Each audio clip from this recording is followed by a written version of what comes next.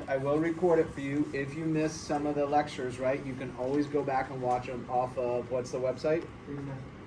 Yes, there. You know how you have notes, and then you have problems, and then you have video solutions. Also, you'll have video lessons there, right? So you can go back and watch those even at home or if you're sick or anything like that, right? So this is page 63, area and perimeter. We're going to do area and perimeter of circles, number 3 in the unit. If you're working this week, you're taking notes up on page 63, 65, and 67 of your composition book.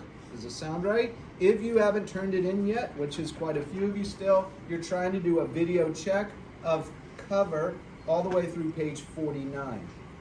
So the video check just goes through page 49, even though we're up on these pages, because this was due back on September 12th. Is this okay? Does this make sense to you? If not, send me a message or something, or ask your neighbor and figure out where you should be on the notes. Well, so area and perimeter of circles. What is area? Put on your thinking cap again. Inside of a circle. What were you going to say? Inside of a shape. Fair enough. Is it 2 dimensions or 3 dimensions or 1 dimensions? How many dimensions is area? Let me put it like that. 2 dimensions. 2 dimensions. What would you label them as if you had to? What would you label the 2 dimensions as? What would you call those 2 dimensions? Unit squared. Unit squared would be when you multiply them. Units times unit gives you unit squared, and I appreciate you saying that very much. But what would you call, if a dimension was this way, what would you call it? Oh, okay, never mind, I understand. Well, stick to a shape. Let's do like a rectangle, right? Think of a rectangle in your mind. Can you see draw a rectangle in the air with your finger? Draw one. Good, good, good. Yes. Now, what are the 2 dimensions of that rectangle? 2D. What else? What else? What else? Okay, this dimension this way. What might you call it? If you were going this way, watch my fingers. This is this dimension this way. Horizontal. You both said it at the same time. I can't hear. Say it again. Horizontal. It could be the horizontal dimension. What else? Alan, what did you say? There's multiple names, you guys. Y. I would call Y this dimension. Oh. Does that make sense to your brain? Yeah. Okay, so then what would you call this dimension? X. X. Are you with me? X. Horizontal. Did you say another one, Alan? There's more names. How about length? Could you call this length? That's still one of the dimensions. We're using different names, but we're talking about this dimension. Is this okay? When you talk about this, now, Felipe said Y. What would you call this dimension? Height. Height.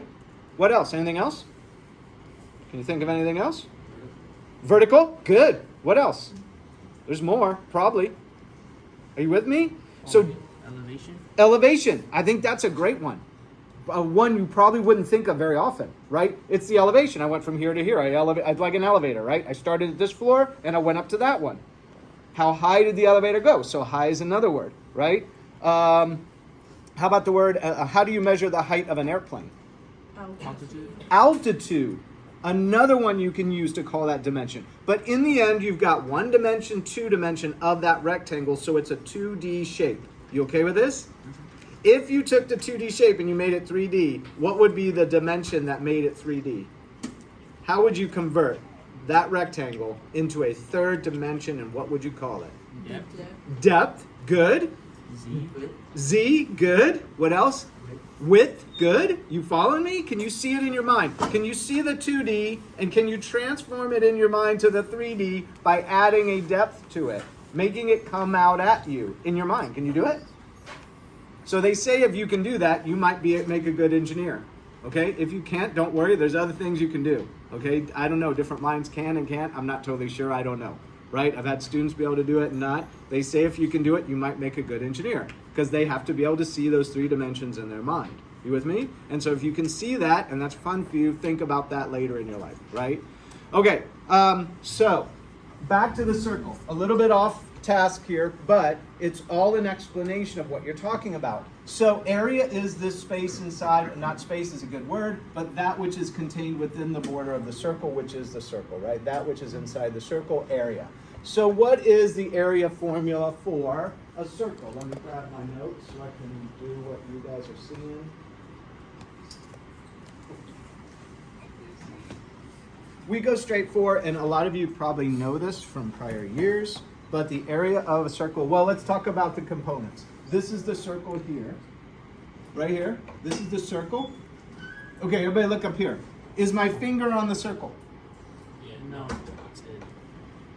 And if you don't want to answer yet, you want to think about it. Now, is my finger on the circle? Yes. Yeah, that is. Is my finger on the circle? No. So this would be called what to the circle? Outside. Exterior, good. What else?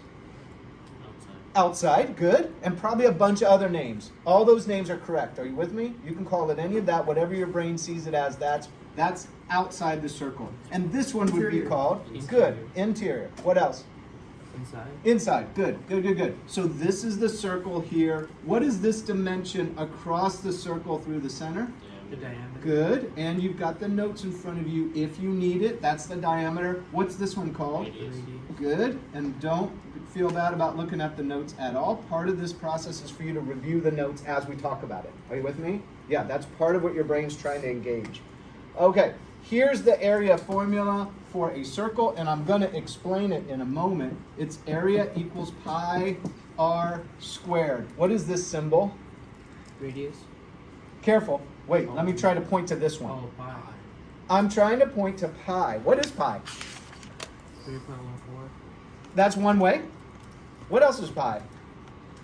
He said 3.14, by the way. How many go, I know that? You like, I heard this. Okay, what else is pi? So in this lesson over here, on page 65, area and perimeter number 4, you're going to get 14 different facts about pi, and we'll talk about pi more. Okay, so if you've talked about it a little bit, 3.14 is a good basic understanding. I'll try to expand your horizons a little bit. You want to know one fact? Here's a fun fact. Let's see, what's the most fun? Oh, I like this one. The Guinness Book of World Records states that Lu Chow holds the world record for memorizing. Guess how many digits of pi he memorized? 67. Now that's an astounding number of memorized. He memorized 67,890 digits.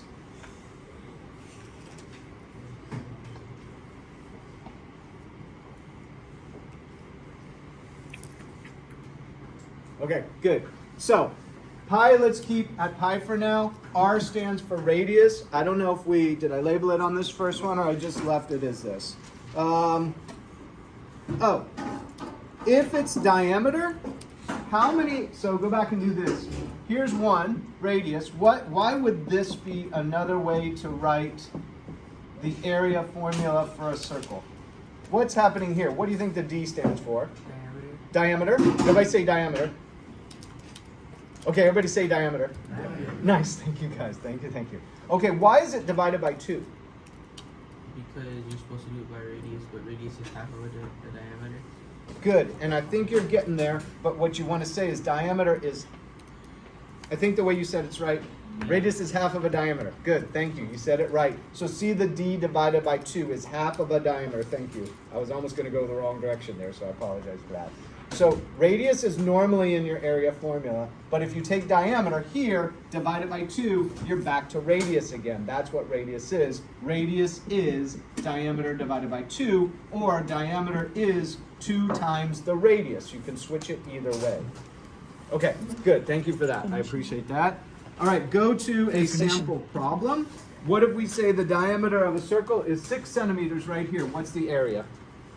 What do I always start with? When you're doing these problems, what do you want to go back to all the time? The notes. The notes is good.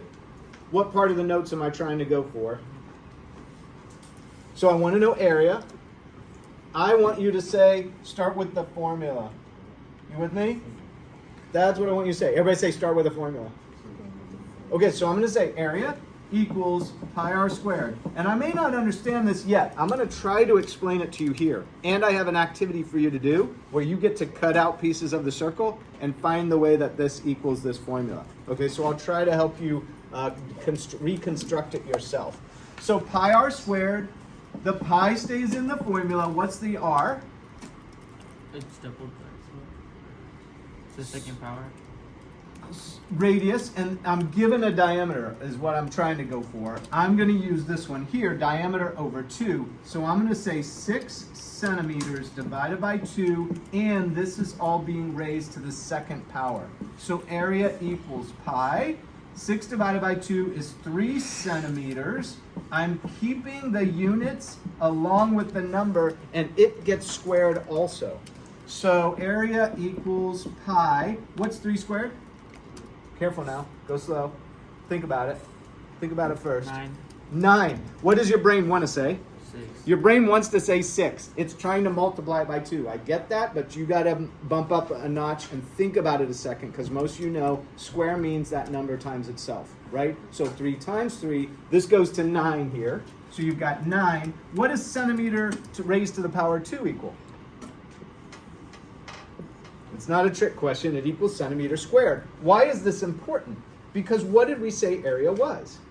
How many dimensions? 2 dimensions. So we would expect the units to have that power 2 on it and represent it as a 2-dimensional area, which is what area is. This is all kind of makes sense if you can see it in terms of dimensions. That will help you with your units, and it makes sense in the math because it comes out squared if you just keep it with its number.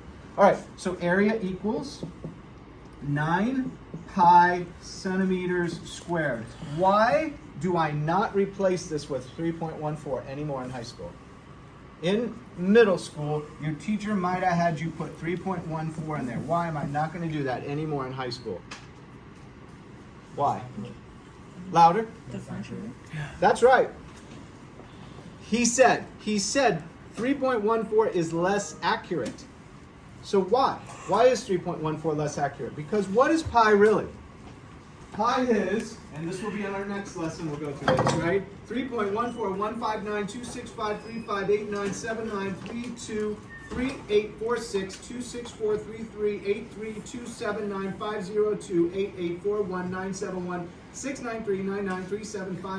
How far does this go? How far does pi go? Infinite. It goes forever. It never ends.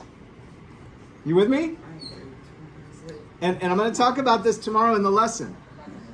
I'm not going to remember that. But that is a bonus right there. See those? I'll give you bonus if you memorize any number of those. I'll give you a bonus. So write them down and start now. So you're going to have to beat the record holder. How many digits did you memorize? Where is it? 67,890. Okay, that's probably out of the question for me. Okay? Memorizing those ones looks pretty hard.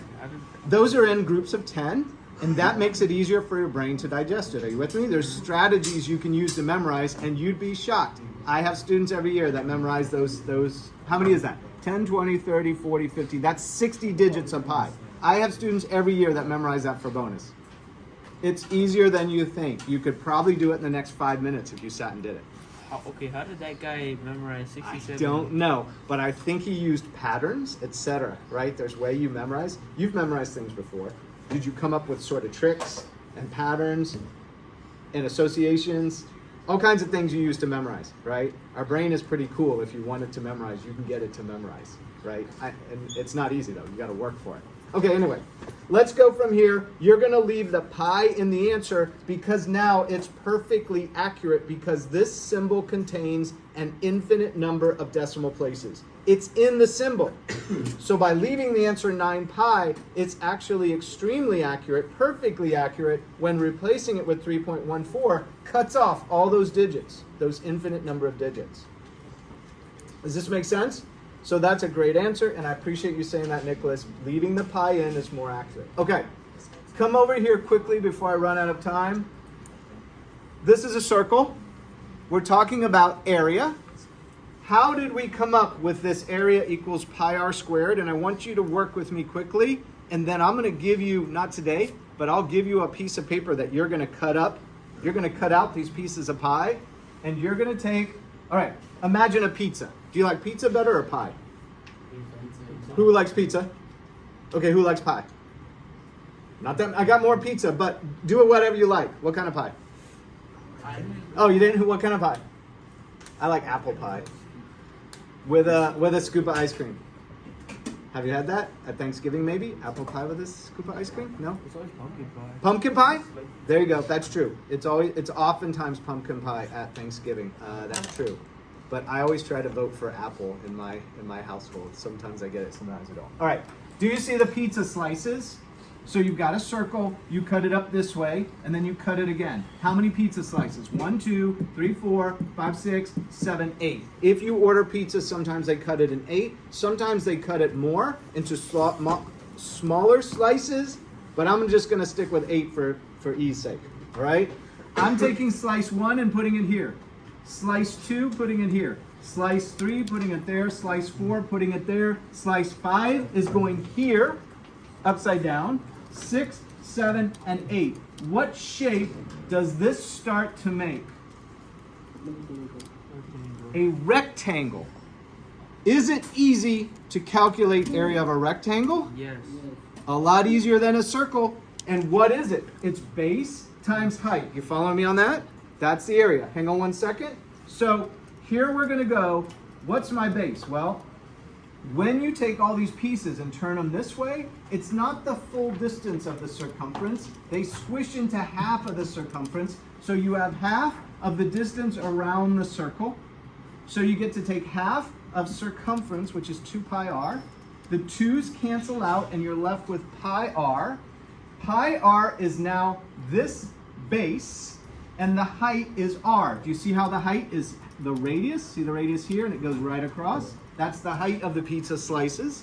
So you get to take pi r times r. R times r is? What's r times r? Go for it. What's r times r? Use your notes. R squared. R squared, please, yes. R times r is r squared. Okay, so it's like x times x. Remember that? We would use x all the time. X times x was x to the power 2. Is this okay? So what do we come up with? The area formula. This is one of the proofs that the formula for area is this right here. So it's one thing for me to tell you, oh, the area of a circle is pi r squared. It's another thing for you to examine a way of calculating that based upon just taking a shape and cutting it up and starting to put it together. So that'll come in the next couple weeks. I'll do that and we'll explore the pi r squared. Okay, with that, go ahead and stop that. There you go.